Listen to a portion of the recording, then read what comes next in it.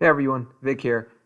I just want to let you guys know that we were having some technical issues with our live broadcast, and the beginning of the show, the audio seems to be a little bit fuzzy and distorted. This does clear up around the 12-minute mark, so if you can bear with us, we'd appreciate it. We tried to do our best in post production to make it sound as clear as possible.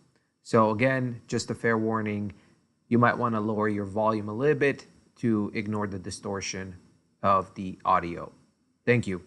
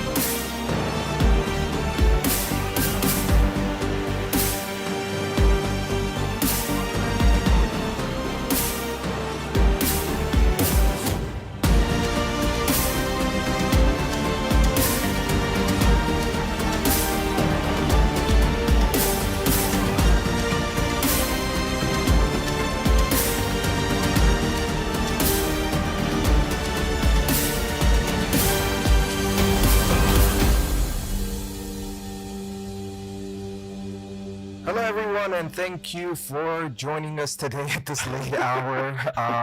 This is the MedHost Net Podcast, Season 2, Episode 8, with our guest, Dr. Tigran Avakian, PhD. We are live on YouTube, Facebook, and Twitter. I'm your host, Vic Aslanyan, and as always, I'm joined by my co-host, Mr. Mike Balyan. It's been a long day, man, where we discuss our great Armenian history, covering different people, eras, and topics. It's Thursday, March 3rd, 2022. Happy Thursday, everyone. How are you, brother? Oh, well, it's been an interesting evening. Oh my God, man. I can't believe it's been crazy today. So we're live. We had some technical issues. We apologize, but we are good to go. Again, we're doing a late show because our guest is joining us from the other side of the world, basically, and we're thankful for everyone who are joining us right now. I don't want to take too much time with any announcements. We'll do that after. But I want to introduce Dr. Tigran Avakian. He's a professor of political science. He's also the former Deputy Minister of Internal Affairs of Ukraine. He is the creator and head of the Armenian Heritage Project of Europe, I should say. Please welcome Tigran Avakian. Hi, Tigran. How are you? I'm fine, thank you. Hello, friends. Hi. Hi, Tigran. How are you? Thanks for joining us. I know it's really early for you. Do we want to say where you are? I know, we talked about this before as far as your location. Yes, it's normal. Everything is okay. I'm very glad to have possibility to speak with a lot of Armenians in English language, because I think that English-speaking Armenian is approximately 2 million, and it's a very important part of our nation. And that's why this broadcast is very interesting for me. Yeah. I just want to tell our audience, Tigran speaks multiple languages, and I know we were talking about this, that you haven't used English in a while, but thank you for doing this in English. But anytime, if you want to speak Armenian, feel free. I know it might be easier, but we want to try to keep it in English because our audience is worldwide. Yeah. Again, anytime, if you want to explain something, you feel uncomfortable with English, feel free to speak in Armenian, and that's fine. Now, in the beginning, the first thing I want to ask you, if you can talk, our main topic is going to be Spurk, but before we get into it, can you give us a quick background about where you were born, where you grew up, a little bit about your ancestors, where everybody came from? Yes, I born in Yerevan 1975. My mother born in Kiev, my father born in Georgia. All my childhood, partially, I was in Kiev and I was in Yerevan. It was kind of travels between two cities in my life. My ancestors are from Van, Bitlis, and Garin, that now called Erzurum in Turkish language. My heritage is Western Armenian, and also I have Ukrainian roots from my grandmother's side. If speak about my ancestors in Garin, they were officers during centuries and landlords. In 1915, they lost my grandfather at age of 15, lost the whole family. They were killed, and he remained alone. And during 3 years, traveled to his eldest sister to Kiev, Ukraine. Reached 1918, where born my mother. From part of my father, my ancestors were businessmen in Van. They were entered the production. Also, practically during the first genocide in 1892, were killed all ancestors of the father of my grandfather. He remained alone, then created family, and 1915 again suffered from genocide. His sons were killed, and together with her wife, they moved to territory of Russia, North Caucasus, then moved to Tbilisi, the capital of Georgia. All other relatives not come to Soviet Union and spread throughout the world. If speak about the history of the family, everybody of us could tell a lot of and long stories. It's a brief information. Wow, that's. I mean, it's funny how that story resonates with so many of us, with so many. Every single one of our families has a story. Yeah. Can everybody hear us okay? Tigran, can you hear us okay? Yes. Yeah. Okay. Audience, everybody okay? I don't know. Some people are saying it might be a little bit too loud, so I just want to make sure. So we have some questions for you set up. Mike, you want to ask? Yeah. Okay, Tigran. So you have a PhD in political science, and you're a former deputy minister of internal affairs for Ukraine, right? What was it, 2014 to 2018? Yes. Or 2016? 2014, 2016, yes. Okay, Sure. okay. Can you tell us more about your studies as a professor and your position as a deputy minister? Whatever you can talk about, of course. Yes, mainly during approximately 15 years, I'm concentrated conflictology, ethnic conflicts, geopolitical issues.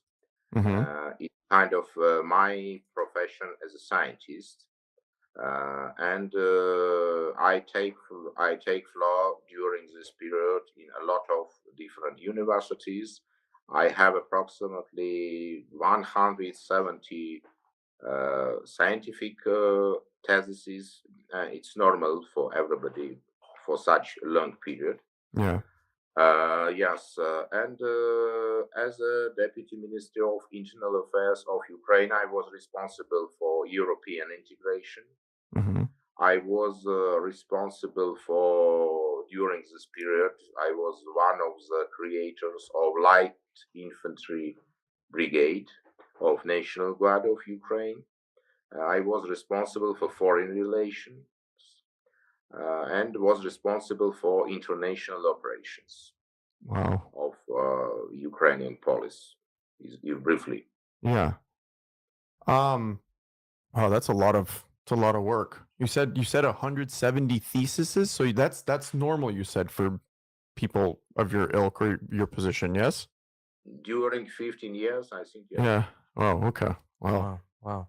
Yeah. Now, when did you I mean, when we ask what was the reasons why you left that position? I left this position because it was my will. I decided to continue my scientific work also, and I decided a new work as a major consultant advisor of main gas oil company of Ukraine. Hmm. Mm, I decided to change it because I thought that during 2 year and a half period, I realized all that goals that I put forward before uh, for a kind of a solution kind of results for me. Yes, and I changed my position as July 2016. Hmm. But at the same time, I remain as advisor approximately for the next 5 years as the Minister of Internal Affairs. okay. Okay. Now, we don't want to dive too deep into the current situation in Ukraine, but obviously it's on everyone's mind. We also understand that naturally there's a bit of a biased position on your end. What can you tell us as to what's happening in the outlook with this whole Russian and Ukraine conflict? We just want to touch on it a bit.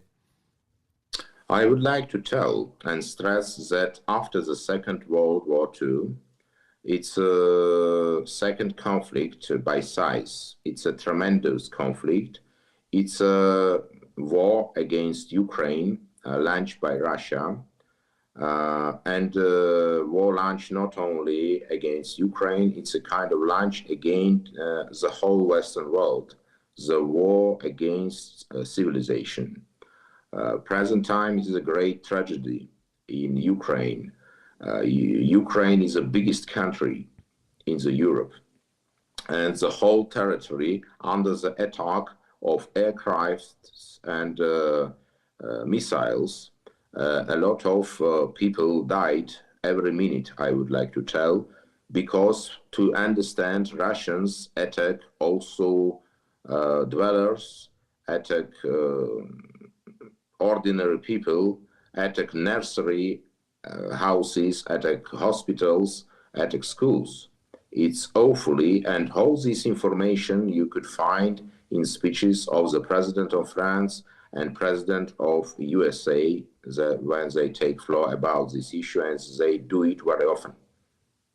I see. Okay. Where do you think this conflict is going to go? Like, what is your outlook? I think it's a very long conflict. Everybody must ready that conflict will be very long. The second, very important, I think that the President of Russia will be not hesitate if it will be necessary, basing his understanding of the life, to use a nuclear weapon. We must understand. And everybody, we know what could be happened if he will do it. Does it mean that it's very dangerous conflict for the whole planet, for the whole civilization? That this we have now, and nobody know what it will be stopped. Present time, Ukrainian army, very professional way and brave, resist to the Russian occupation troops.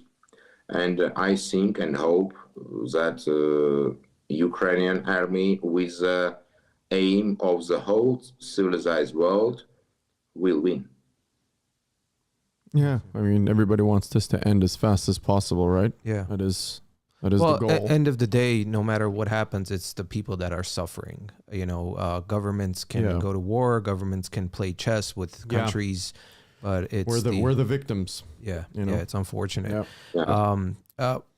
We know this is a sensitive topic. Yeah. We don't want to, we just Yeah. wanted to touch on it since you are from there and just get your point of view. Yeah, let's Dive into our topic, Yeah, main yeah, topic, yeah. which Let's is the talk about diaspora. Yeah, let's talk about the Armenian diaspora, especially in Ukraine, which I'm sure you know a lot about. Can you go back to the first migration of Armenians to Ukraine and their contributions to the Ukrainian country? Sure, I would like to stress that approximately more than also 15 years, I'm concentrated the issues of Armenians throughout the world. I involve this process not only concerning diaspora, concerning elaborating the metrics, how to live, where we go as the whole Armenian nation to understand our perspective, basing our past. You speak about Ukraine. I would like to tell that first Armenians appear on the territory of South Ukraine in Crimea approximately 2,100 years ago during Mithridat king invasion in Bospor kingdom. It was 2,100 years ago, and these Armenians were soldiers, because Armenia, small Armenia, was a major part of Pontus kingdom at that time, and Armenian regiments were situated in Crimea. After it, a great flow of Armenians is the 9th century. A lot of Armenians transmoved to the territory of present Kiev region. They created a big kind of Armenian society, large by size. And from that time, 10,000 of Armenian were left Armenia for the territory of Ukraine. And it was during medieval ages, it was before genocide, it was during Soviet period, and it was after Soviet period. We could say that approximately present time 400,000 Armenians live in Ukraine. Wow. Yes, 400,000. It was 500,000, but 100,000 remained on occupied territories. That now controlled by Russia. I speak about Crimea, about Donetsk and Lugansk districts. Yes, it was 500,000. From this 500,000, approximately 4% represent all diaspora. 4%, 20,000. They have no ordinary Armenian surnames with Iran. Their surnames is Ich and Ski, for example, Teodorovich, Amirovich, Terletsky, such kind. There are 20,000. They are deeply assimilated because after a Soviet invasion and joining Western Ukraine, liberating Western Ukraine and joining to Ukrainian Soviet Republic, all Armenian churches, all Armenian schools all Armenian organizations were forcibly closed at 1939, and the assimilation was enforced during the Soviet period. It was prohibited to open any Armenian organization, not for new diaspora, not for old diaspora. And we must understand that Crimean Armenians were deported to Siberia during the Second World War by the Stalin, and we lost Armenian heritage in Crimea. And if it were deported 13,000 Armenians, 13,000, only 1,000 returned back in 19th of last century. This is the situation. You speak about impact of Armenian, of Ukrainian culture is tremendous. Yeah, I wanted to ask you what kind of impact they did, during these times, or what kind of impact did they have in society with, certain sectors or whatever the case is, Yes, I will tell. The first mention of the capital of Ukraine, it's the mention of Armenian scientist Zenon Lak. It's a mention that recorded 7th century kind of essay about establishment of Kiev. It's very controversial essay because it's there noticed that Armenian princes came from Armenia and established the capital, the Kiev. But we have no any proofs of this situation, only this essay of 7th century. And it's basing the tradition, we think that it's a legend. Yeah. But Zenon Lak in 7th century stated that Armenian princes came and established this city. But we think it's a legend. Yes, also because Armenian historical tradition, and in past and now, is very poor. We have no serious historians that could prove. Also, if for other nation it's necessary to have one mention and the whole world will tell, yes, it's so. If it's related to Armenians, we could have everything and nobody will be believed. It's our very serious problems of our nation. After it, I would like to stress that Byzantium, the sister of Byzantium emperors, Anna, were from Armenian dynasty, as were Armenian. It's a person that kind of created the first base for Christianity in Ukraine. We could tell that Christianity came with Armenians. Yeah. Thanks to Anna. After it, I would like to tell that the first leader of Ukrainian warriors, Cossacks, Ivan Podkova, also was Armenian because his full name was Ivan Karapet Sapega Podkova Armenopol. That is significant Armenopol, Armenian. Mm-hmm. And if speak about Armenians in Ukraine, I could speak about 1,000 prominent persons, such as composer Karel Mikuli, such as, for example, Ignacy Lukashevich, very prominent scientists, and a lot of, not hundreds, but 1,000 people. But I think it's not only related to Armenian, it's related practically to majority countries of Europe and Middle East. Yeah. Impact of Armenian civilization is very huge, very serious. Yeah. Now, as far as you talking about it being a legend, that people say that it's a legend, are there any architectural fingerprints, evidence that Armenians helped build the city of Kiev? Listen, I explained how it's happened the week in the world. To have real architectural findings in the world, you need to control the territory. You understand? Mm-hmm. Yeah. Because we have a lot of architectural findings in Georgia, in Azerbaijan, in Turkey, in Iran, and we don't know what's happened with artifacts.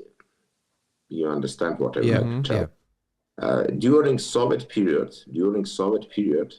Russians not possess Armenians to have history more influential than history of other nations in Soviet Union, including the Russians. We must understand it because history, it's a politics in the world.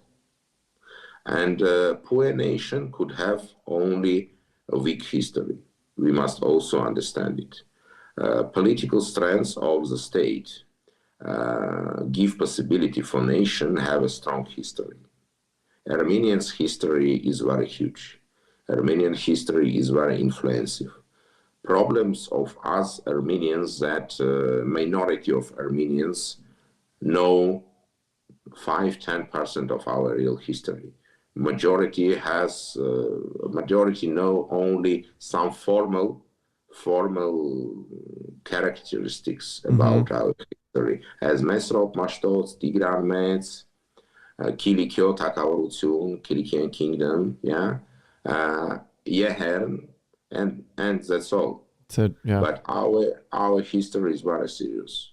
Very serious, but our nation is disintegrated in the world, not only now, but especially now. And we have no serious Armenian institutions that continue pursue the work concerning Armenian history, pursue the work concerning Armenian nation, pursue the work what is the goal of our nation. Because if some people possibly think that our goal is speak Armenian, Western or Eastern, not important, prepare barbecue, dance kochari, and play, for example, chess, but it's not could be a sense of the nation. Yes, because not only Armenian could do barbecue. We must understand. So how not do real. I completely understand and agree with you, and that's one of the reasons why we have this podcast is to educate people about our history. That there is history, like you said before, Metzieren, the genocide.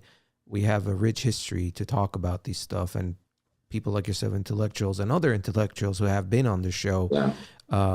What do you think? What do you think the path is to help teach this generation and the coming generations to learn about our history? What should we do as the diaspora? I think, based in my opinion, sure, our history, it's a background for present life, in background for our future. We must understand that for Armenians, it's necessary to use some kind of social technologies and specific instruments to unite Armenians. It's necessary to submit for consideration of Armenians some very serious goals for what we remain Armenians. Nobody knows, because recognition of Yehern genocide, it couldn't be the goal to remaining Armenians. We must have a common goal for remaining Armenians. And we must offer Armenian boys some ideas why remain Armenians, some profits why remain Armenians. It's very important, because when young Jew became 19, he graduated yeshiva, Jewish school. He is a professional in economics or in law, and the whole Jewish community support him.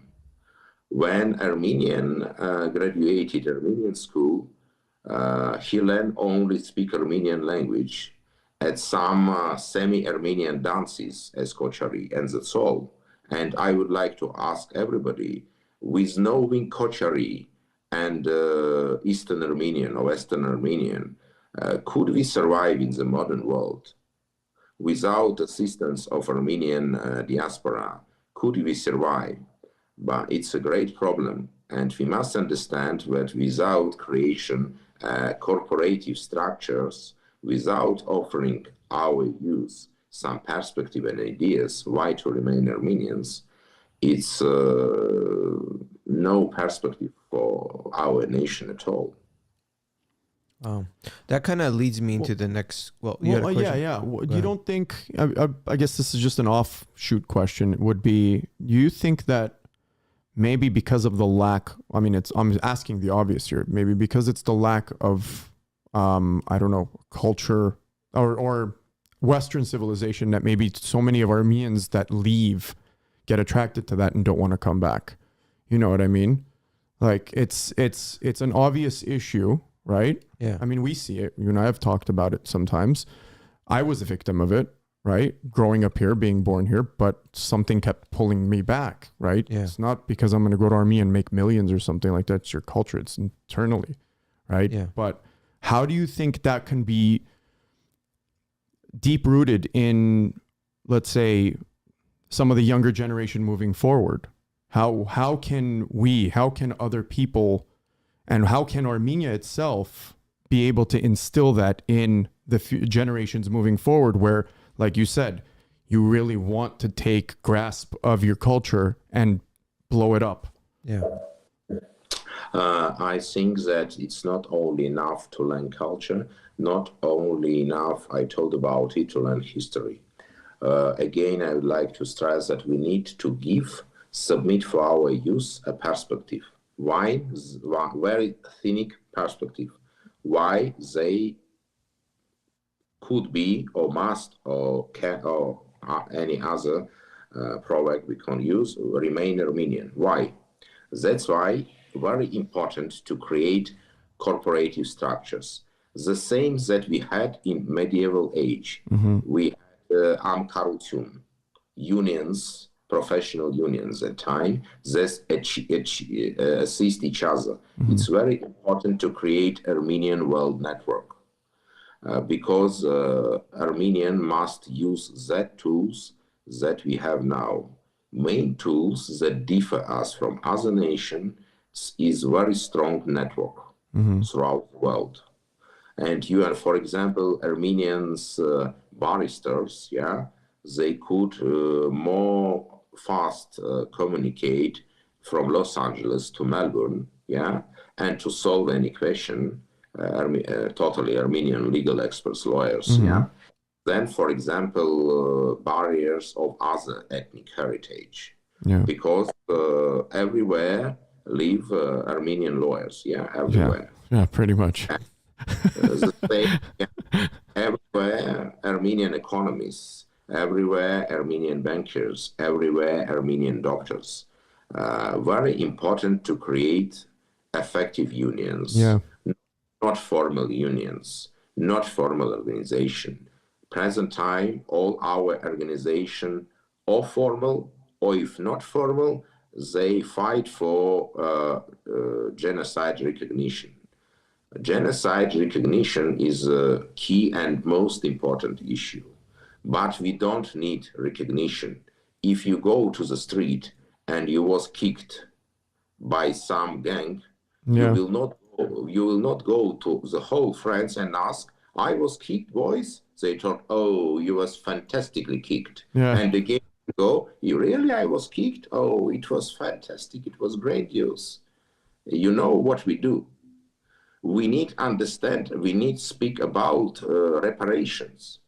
We need have the goal how to return to our land, not to run and ask, if I was kicked, really, could you recognize it? That gang kicked me? Absolutely true. It's stupid and no sense what we do. And why we pay to senators and congressmen of non-Armenians that they will take floor and tell, oh, I'm sorry, Armenians were kicked. It was great kick. It's not. It's very infantile. It's something not serious. We lost 100 years without unification, without creation strong organization. Why we have no Armenian national agency that unites the whole Armenians in the world? We have a benevolent organization without any sense that concentrated, I don't know what. Yeah. Yes. No, do I have to say it? Profit. Profit. They only look to make money. I hate to say it. It's true. Yeah. Tigran, let's talk a little bit more broader. Let's talk about the, what can you tell us actually about the Armenian diaspora around the world, starting from the migration before the genocide and then after the genocide? Yes, it's a very important issue, I would like to tell that we have 4 strata of diaspora. Ordinarily, we speak about 2 strata of diaspora. Yes, in the world, we speak it's old diaspora, meaning the Armenians that after the genocide spread the world. And new diaspora, it's a flow from Middle East and present Armenia. But it's a very false kind of matrix for this. I explain why. Because our old diaspora, it's Armenians that left Armenian highlands during approximately 2000, 1100, 1000 years ago, and they created new ethnic groups in the world with Armenian heritage that we practically don't learn and don't know nothing about it. But we have a lot of nations and ethnic groups of Armenian, partially, totally Armenian heritage in the world. And what's the problem? That, for example, in Lebanon, we have Maronite families in Lebanon of full Armenian heritage. In Lebanon, we have Druze nation of predominantly Armenian heritage. In Lebanon, we have now ethnic groups of partially of full Armenian heritage. Also, we have post-genocide Armenian society in Lebanon that divided Protestant, Catholic, and Apostolic. And all these groups that I mentioned has no any connection as a unique entity. This is our problem. We have a peaceful Syria approximately 90 years, and no context between Islamized Armenians that were 250,000 in northern Syria and Syrian Armenian population, because our church told, oh, they are not apostolic, they are non-Armenian. No, they are non-Armenian. They are Catholic Armenians. Oh, they are non-Armenians. You understand? Dashnak Tutsun told, oh, they are Muslims. No, they are not Armenian. They are not from, for example, Kilikia, they are not Armenian. They are not from Van, they are not Armenian. We must forget about these stupid division lines. It's so similar to a long time ago. Yeah. Right? Some of the constant division within our own culture. Same thing. Yes, Gahut division, Gahut. Yeah. We call Gahut division because Armenians must be one nation. We must use a lot of possibilities and tools and instruments that we have, but we don't do it. We don't do it practically. I could submit you one example, very serious example for everybody to understand. We have Romania, country in southeastern Europe and Balkans. It's a big country. In Romania, we have approximately official 2,000 Armenians. 1,800 of them came after genocide, and 200 representative of the old diaspora, only 200. And it's a very small community of 2,000. But nearby in Transylvania, western part of Romania, it's 60,000 Hungarian-speaking Catholic Armenians that would like to recognition to become Armenians. And you know what's happened? Some leaders of official Armenians not possess to that Armenians that Romania will recognize them Armenians. It's not all. In eastern part of Romania, we have Orthodox Romanian-speaking Armenians. The same situation. There are approximately 50,000. 50,000. In western part of Romania, we have ethnic group of Banat Bulgarians. Their ancestors were Armenians. Nobody do nothing. And same places in the world the same. We are very big, very strong nation. But that's Not so that's like and we not do and don't want to do. so that's I mean, according to the numbers you just said, there's close to like 150,000 if I'm not mistaken in Romania, Yeah. and Sure. only 2,000 are recognized. Sure. Wow. Because you understand what's happened. We not need other enemies. The best enemy for Armenians is Armenian. Yeah. It's unfortunate. It's Yeah. unfortunate, Tigran John. It's a very the problem. unfortunate. Yeah. This is the problem of our nation. My mom And we don't- my mom says that all the time. Yeah. It's a serious problem. We have a lot of resources. We're a very rich nation. We're a very strong nation. We live everywhere. I could tell you that in Bulgaria, in Macedonia, in Turkey, we have 1 million Pomaks. It's a nation. 1 million, more than 1 million. They totally has Armenian heritage.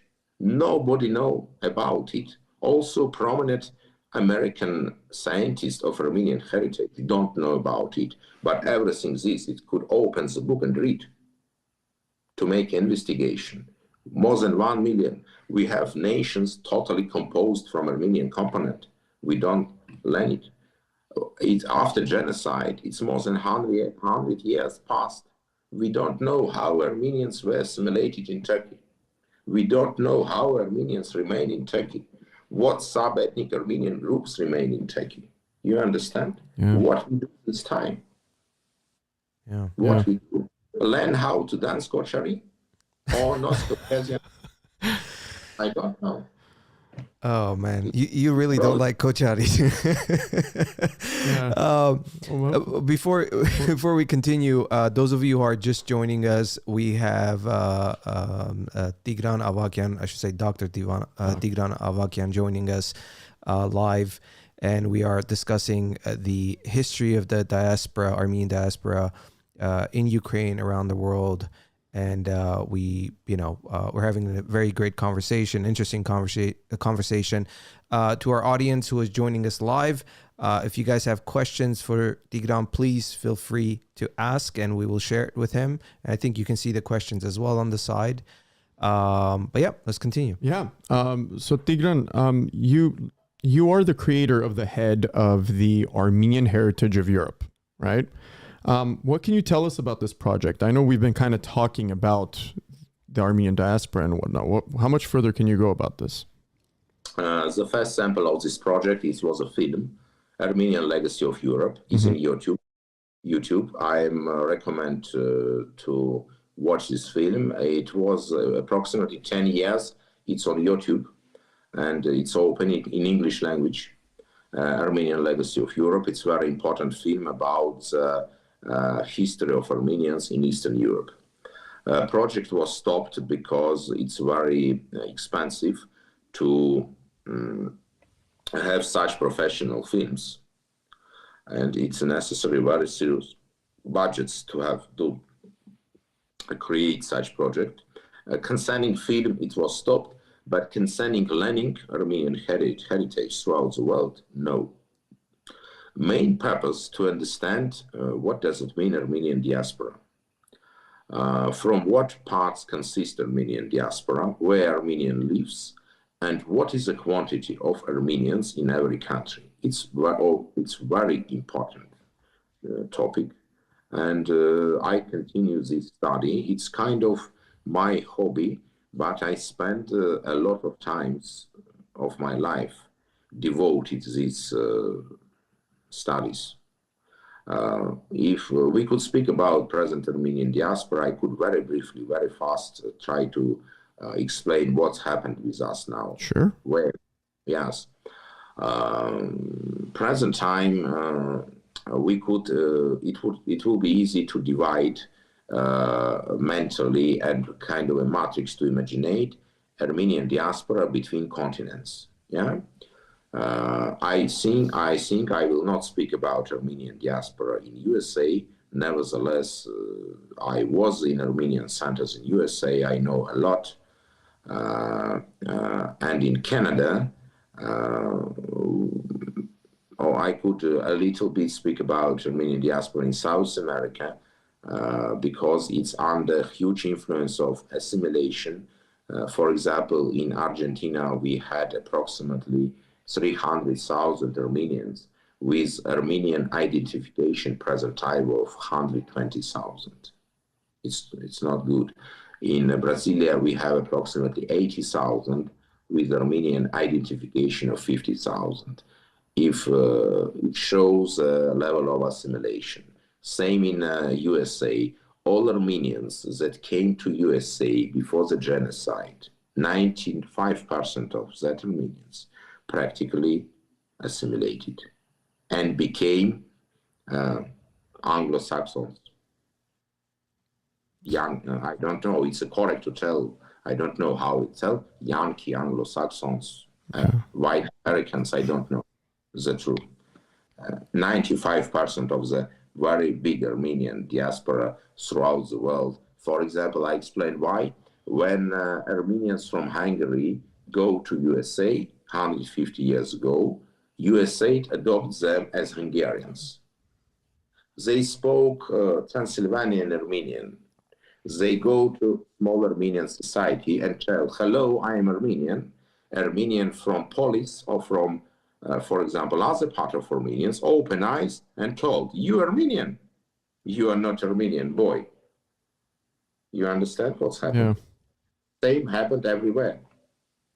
When Armenians from Armenia came to Ukraine, to western part, and met Armenians that kept their identity more than 1,000 years, these newcomers from Soviet Armenian that had no any Armenian culture, except that I will not repeat what, starting the barbecue. They told to that real Armenians, you are not Armenians. To that Armenians that built churches, castles, that were great warriors and had a huge impact, the boys that spoke language created only 150 years ago.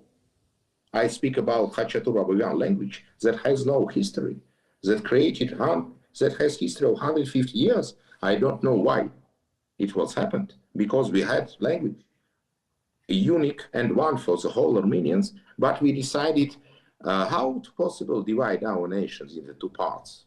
Oh, it's best way to create second language, boys, and we did it with the assistance of the Russians, because it was useful for them to divide our nations. Yeah. And now our nation artificially speak two languages. During 3,000 years spoke one, having one language literally. Now we have two, and if we will speak, we mainly speak. Nevertheless, I understand and speak Western Armenian, but I mean the old Armenian language.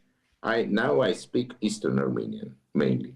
That was created 150 years ago, and that boys met local Armenians that left there 1,000 years and 1,000 years keep traditions and told, oh, you are not speak Armenian of Yerevan dialect, boys.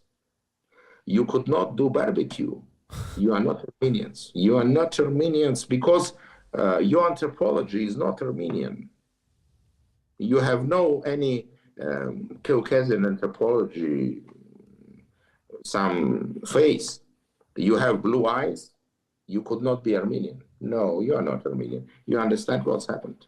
It's like automatically erasing their heritage by constantly telling them, well, you're not this, you don't identify with the Armenian that we think you should be, so you're not Armenian, basically. That's what he's saying. Of course. Yeah. I mean, but it seems so simple, though. It seems so simple to be able to just classify you. It's like, you know. Yeah, what is Armenian? And if you think about it, Armenians, there's evidence that Armenians back in the days were blonde, blue eyes, fair skin. Mm-hmm. So, it's amazing hearing this from you, talking about how you go back, especially, and if I mention, I think Vahan Setyan is joining us in the audience. He talks about this, about the migration from the Armenian highlands of Armenians thousands of years ago, and creating different, and we even talked about how there's so many and I believe there's I forget who mentioned, I forget if it was Vahan or Gevork, about the different types of dialects we have. Both.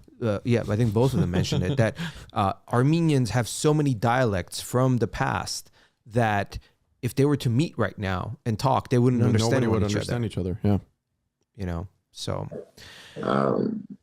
I think the most important goal for everybody of us must be creation of Armenian schools. Armenian schools where we will explain youngers what does it mean be Armenian, for what remain Armenians, and where we go.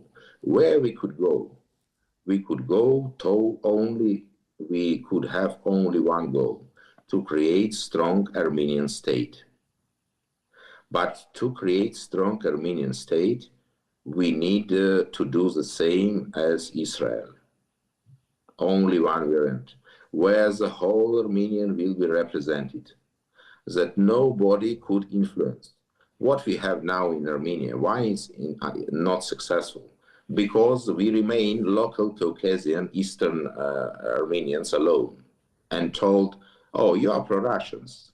You think that Russia will bless you and help you. Live how I want. I will not go there. I will not return back there. It's not my Armenia. It's Caucasus. My Armenia is from Black Sea to Mediterranean, but it's not Armenia. It's a very false position. We need to organize the backflow of Armenians to Armenia. And only such way we could change Armenian climate. Only such way. Yeah. If we remain Armenians alone, they became some variant of Caucasian tribes that speak Armenian dialect without any Armenian perspective. And it will be our guilty, not they, because they are under strong influence of non-Armenian nations. They are under the strong influence of Russia. They practically occupied by Russia present time, after you know what's happened, when Russia pushed Armenia to lose the war. When Russia pushed Armenia and Armenian generals, Armenian politicians to lose the war. Nobody speak about it in Armenia, but we must speak about it in diaspora and think what to do. You understand what's happened? We are one country that told that it's our ally, using the chantage, press Armenian told you will not fight. It's a reality. I mean, that actually, you set up my next question I was going to ask you perfectly. Having such a powerful diaspora around the world, I think with calculation, we're like over 10 million outside of Armenia, especially after the 2020 Artsakh war. What have we done to help with the advancement of the people of Armenia in every aspect, from, let's say, economics, military, and technology sectors? Do you see any progress from the diaspora? No, I see really regress, because the main that important is to return back, not to help return back and build. It must be will to return back and build new Armenia. And assist to them who has no financial possibility. Finance them, that if you could not come back, find somebody who would like to go back and build, because we need as minimum 5 million population of Armenia to think about creation of serious state that will be similar to Israel. But with 2,500,000 that we have now, it's no any perspectives. Let me ask you a question based off of what you're saying. I know in the past, we've heard things like, over the last, 10, 15, 20 years, Turkey granted automatic citizenship to anybody who had even a family member that was born in Turkey. You didn't have to be born in Turkey, but as long as you had a family member, you can be granted citizenship. And that's a way to lure people back into the country and contribute. Now, is there something that Armenia is currently doing in any way, shape, or form to give incentive, not necessarily with money, but any sort of incentive to bring these people back, right? Like Is there any program in place that you know of, or is there any plans for any program in place? You mean from Turkish side, yeah? No, from Armenian side. But I was just giving Turkey as an example. You know. Okay. I would like very short to tell about to start from the negotiation between Armenia and Turkey. Okay. I will tell you what Turkey will offer to Armenians. It's very important. Nobody know about it and nobody speak about it, but I'll tell you very shortly what Turkey will offer. He will offer artificial Armenian societies they will create in Sasun, in Van, very small, in Diyarbakir, in Erzurum, to possess to local Armenians, crypto-Armenians of Christian descent, but in small quantities, to create kind of villages, the same as Indians in USA, small reservations, where everybody could come and karot arnel, yeah, as Armenians told, and say that we have Armenia in Western Armenia. Yeah, they will renovate it, Ani, some part, not much, as Armenian part of Ani. They will renovate 10 or 15 churches.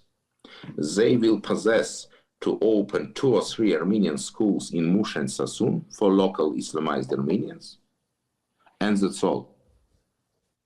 They will ask us, forget about genocide, forget about our plans, and will give us a gift. Everybody at us could go to Adana and see 3 dozen Armenians living there.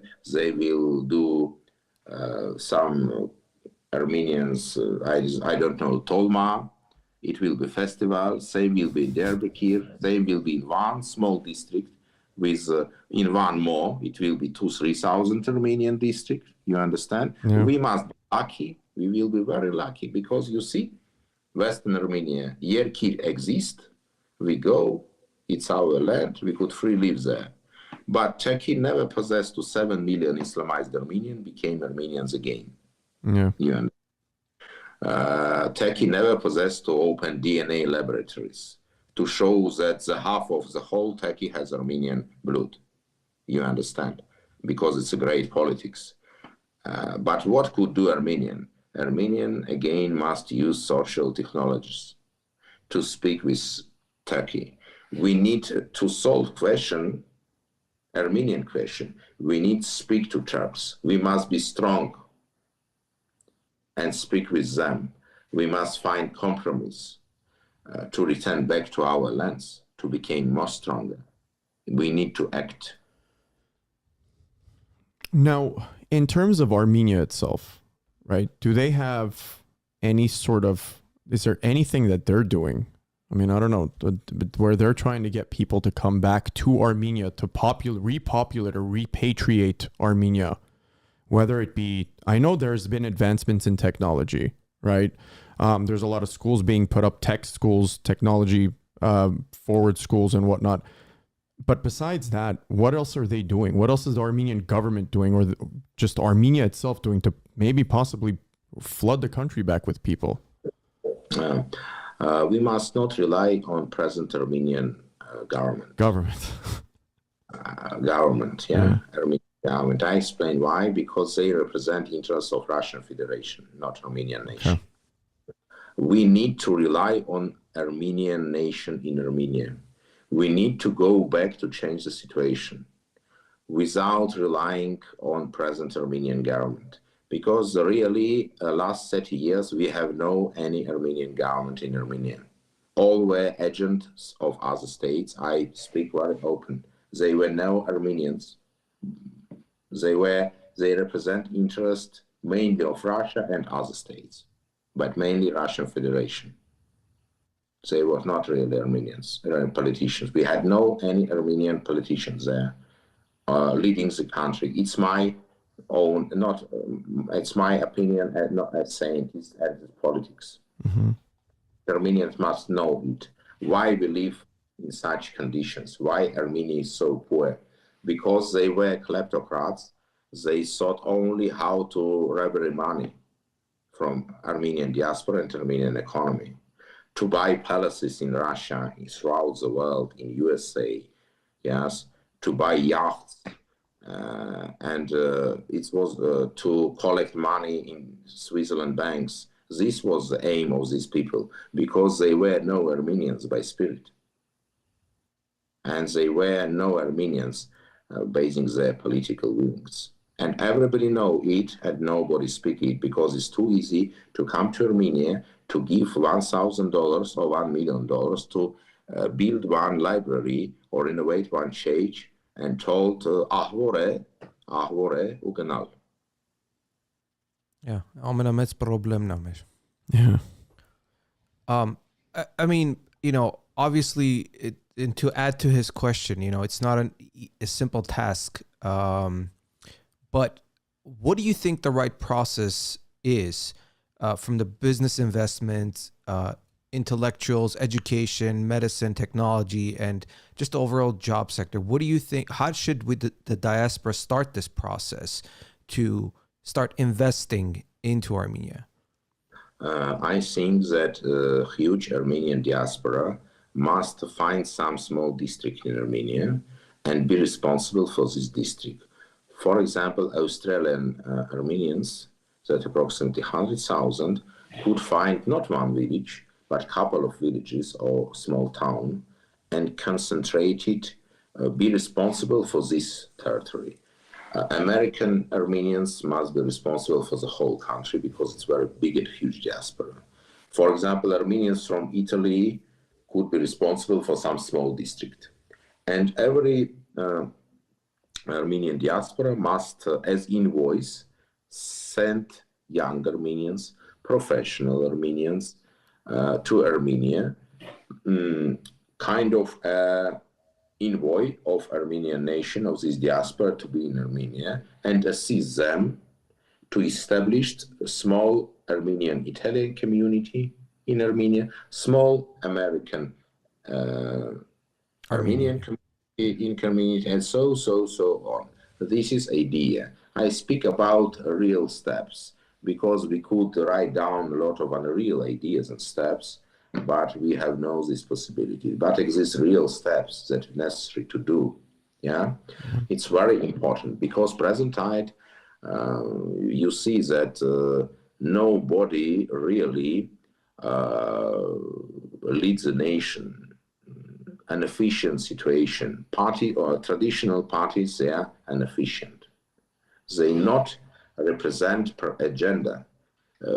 Our churches is not efficient. Yeah, mainly our problem is that our organization, World Armenian Organization, they concentrated on imitation and profanation. It's the main idea: imitation and profanation. Not real metrics, not real strategic planning. Without Armenian strategic planning, it's impossible to do. After genocide, we had no any strategic planning. 100 years. We let the Russians do it. Well, besides, right, or I think especially the diaspora, they were heavily concentrating with trying to get the genocide recognized, especially in the U.S., and all we got was false promises, from politicians to presidents, and I don't know. I feel like, I don't know if it was putting all your eggs in one basket, and I feel like that's what we did. What it is. Yeah, and it's literally unfortunate. Tigranjan, and to the audience as well, if you guys have questions, I know some people are asking questions. We'll get to them once we are done with our questions, I guess, our topics.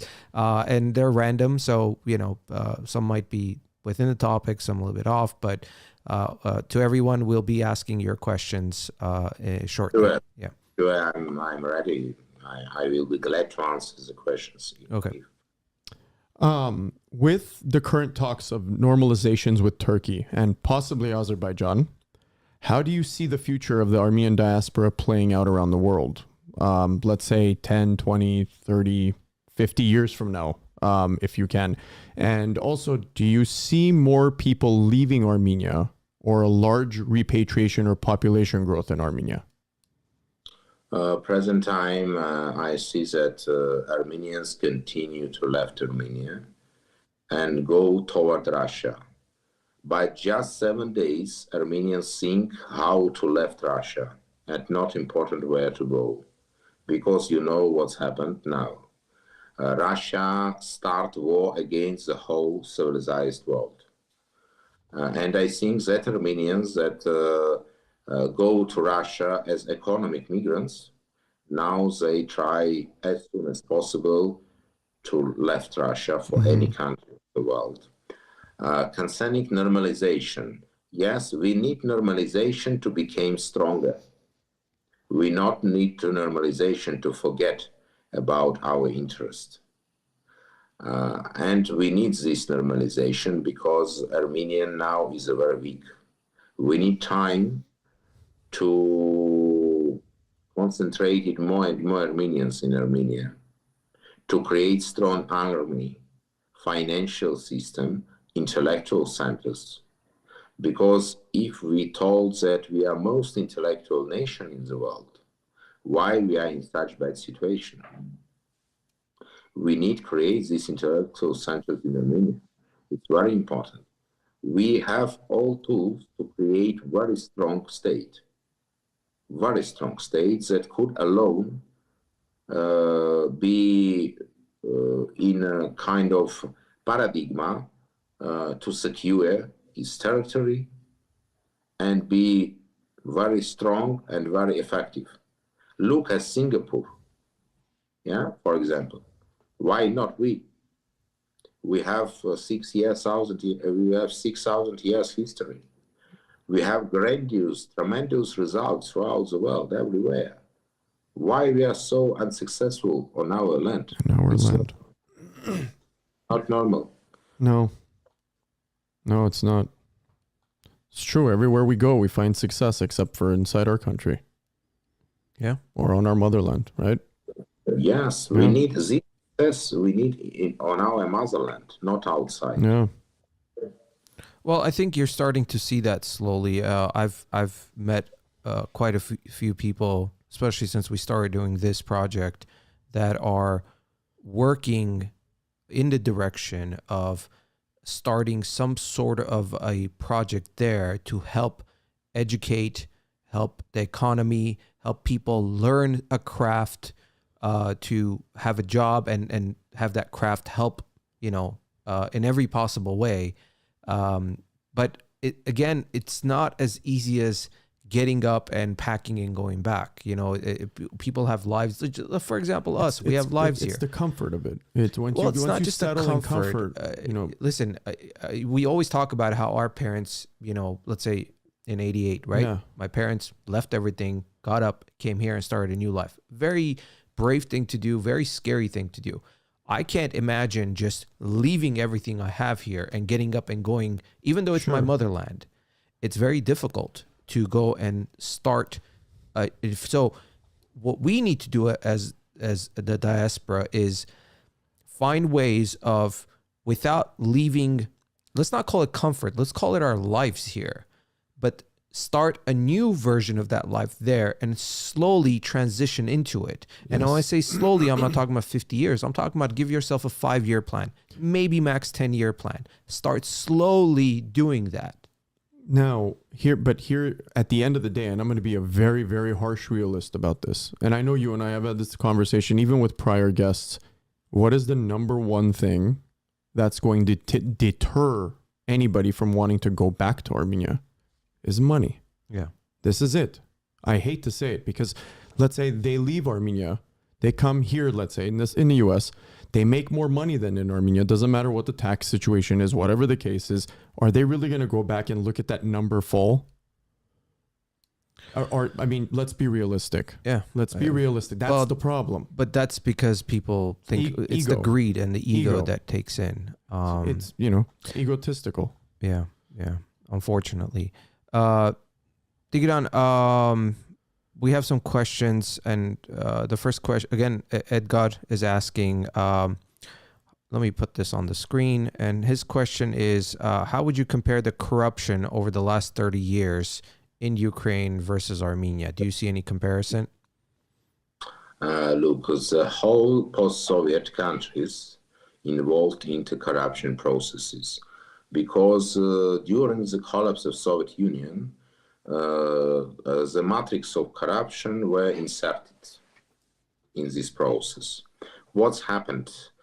It was a huge property in Soviet Union, economic, it were plants, it were some great state businesses, and Soviet Union leaders possess to young boys, represented young communist organization predominantly, and security services to take loans from banks, buy actions on very cheap lower for nothing, make privatization of plants, and they created a communist, practically a reformator communist, new business class of oligarch. You understand what happened? Yeah.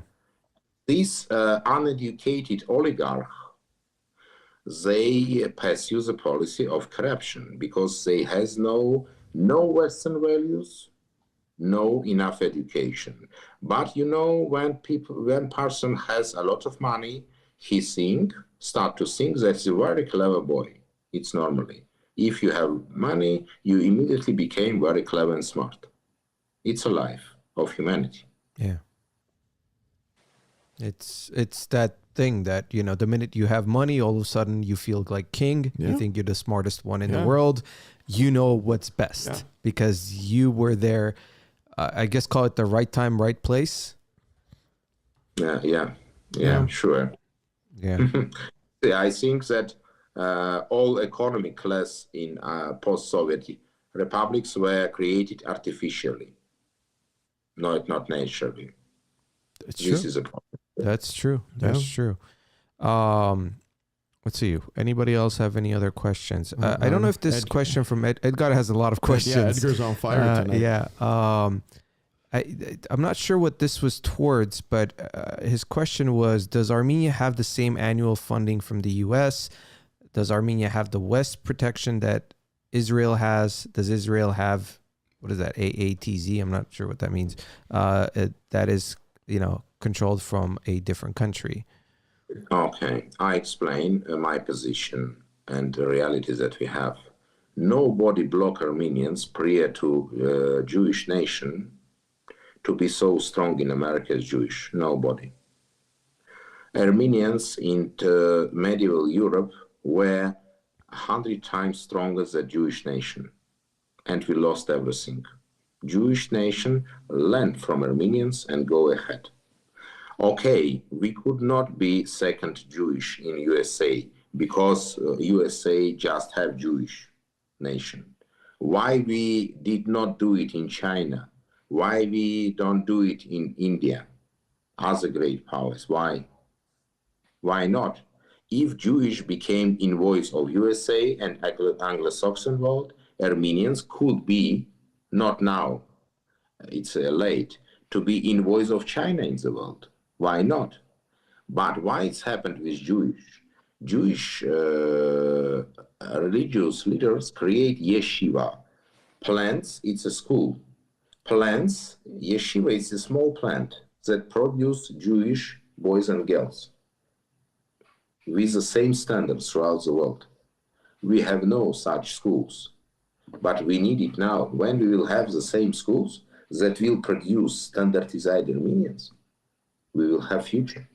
Standardized Armenians that will communicate each other, that will assist each other, that will the goal as Jewish nation have. Why Jewish nation do it? Because they know that they are nation of God. Who we are? We must answer this question. Who we are, to understand who we are. We have serious basis to know who we are. We not use it. We are not small Middle Eastern nation. We are not Caucasian nation. We are unique Armenian nation with Armenian highlands. We are not Middle East. We are not Caucasus. We represent our Armenian highlands. We represent the land where Adam and Eve, where was paradise. We represent the land of Noah. We have very serious idea, but we not use it. Yes, we are most anti-European nation, but nobody in Europe know about it. Yeah. We are practically, our language is a basis for the whole European language. Jewish nation has no any relations, ethnic and blood relations with Europeans, but they lead in every country of Europe. Yeah. But Armenians has and nothing activity. That's why I told that necessary to learn experience of Jewish, experience of Greek, experience of everybody. We must be friendly and to Jewish and to text to everybody. For what?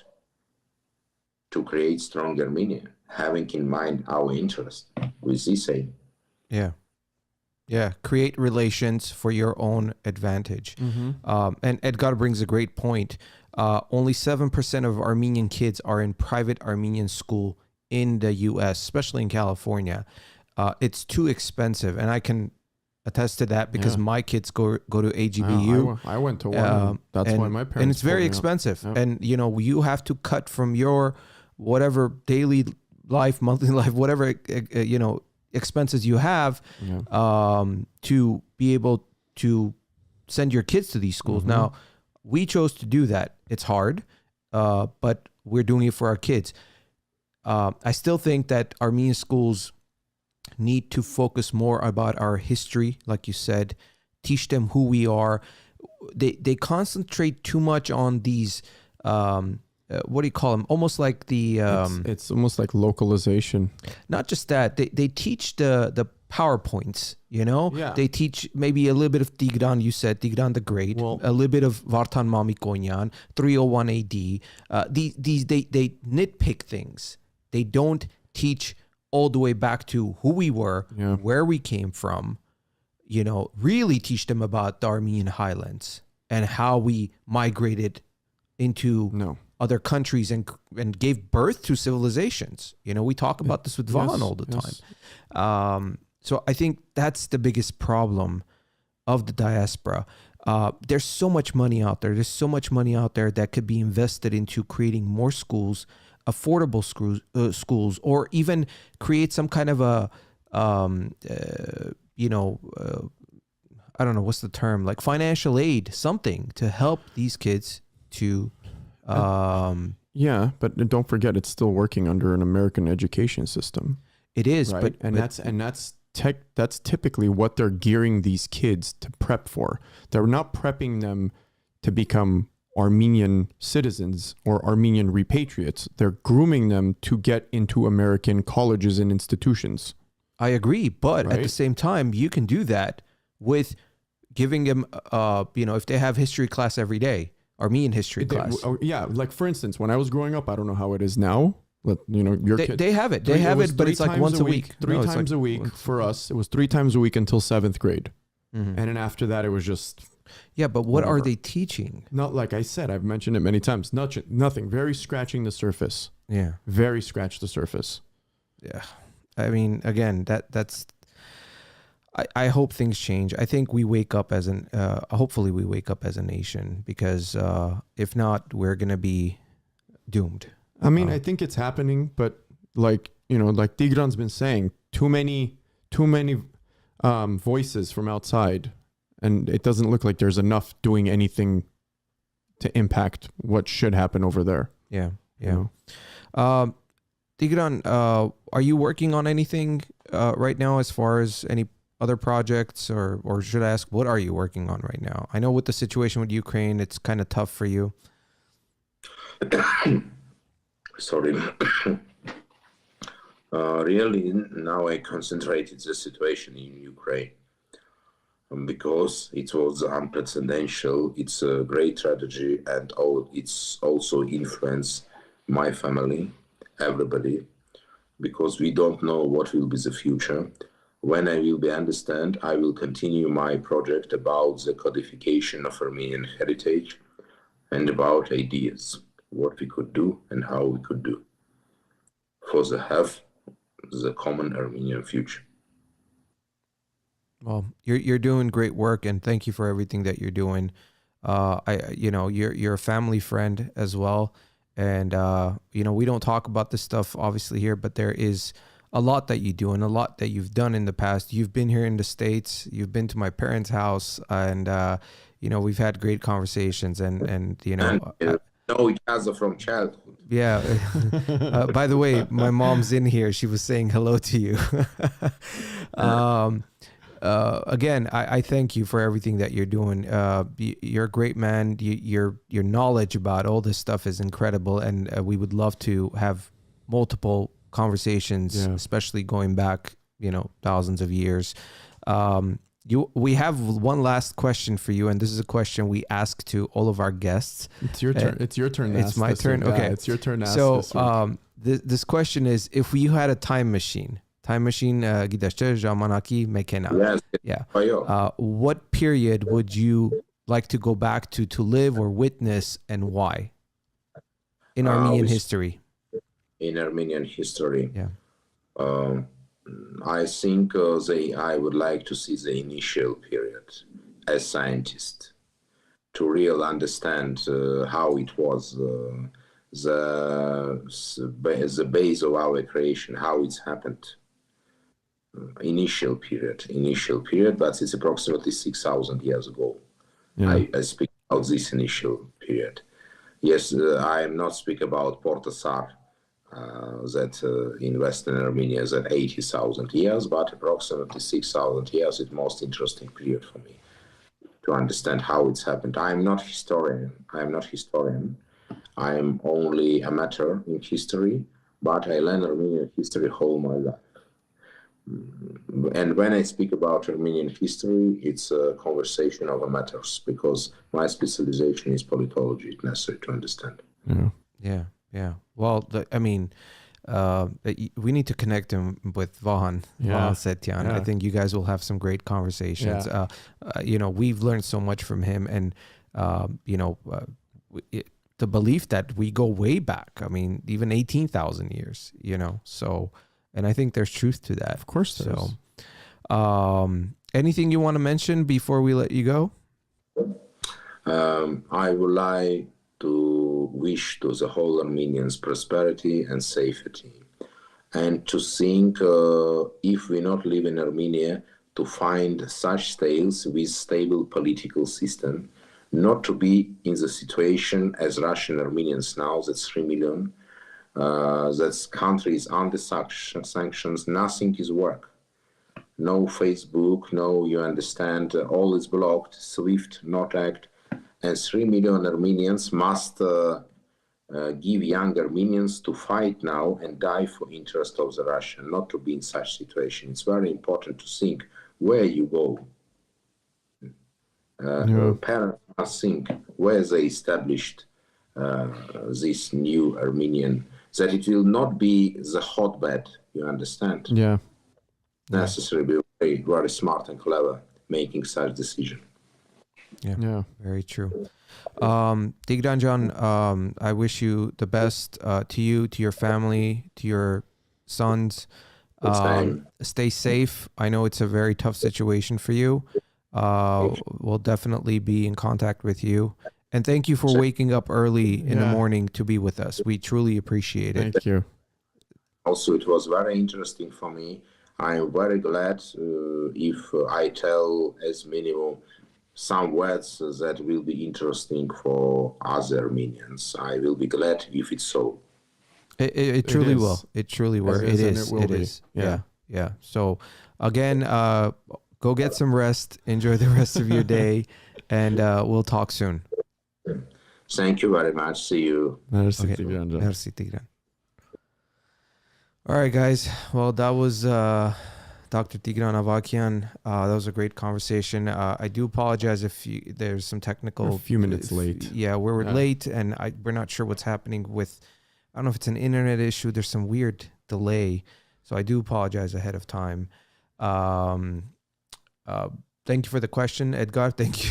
Yeah, Edgar, we love you, bro. Edgar was on fire. Yeah. And thank you to Arno for representing. We're doing our best. Thank you, boys. A couple of mentions. So next week, Dr. Van Setyan will be with us. The topic is going to be chemistry, I guess. He is writing a manuscript on our ancient chemists. We will go deeper into also the alphabet, metal elements, and how chemistry was there in Armenia before alchemy took over. And then we have some other shows coming up in March. We're not going to announce those yet because they haven't been confirmed. But April 7th, that is confirmed. We're going to join Harach Kozi Beyokian again live from the Eskijan Museum. This is going to be live from the museum. We'll be talking about the rug. We're going to continue our conversation talking about the rugs from the 18th and 19th century. And then we're also going to cover the orphan rugs, which were after the genocide. Yeah. So mark your calendar. Again, that's going to be April 7th, 7:30 p.m. Pacific Coast Standard Time from the Eskijan Museum. And, we talked about other podcasts mentioning him. Obviously, the Wise Nuts, our boys. Always, if you haven't subscribed, make sure you do. Besides that, I want to mention there's another podcast. It's called Meet the Revolution, MTR. Go ahead and search for them. The host name is Cebu. They do Armenian and English. They have some great intellectuals come on. They talk about the current situation in Armenia and Artsakh. Great podcast. So again, it's called Meet the Revolution. Go ahead and check them out. So besides that, thank you very much for everybody joining us. Thank you guys, for sticking with us a little late. Yeah, we have some surprises. Follow us on Instagram. We have some more posts that are coming up, some interesting stuff. And anything else you want to mention? No. All right. Well, as we always say, respect one another, love one another. Love one another. I don't know what's going on with me today. And until the next episode, everybody take care of yourselves.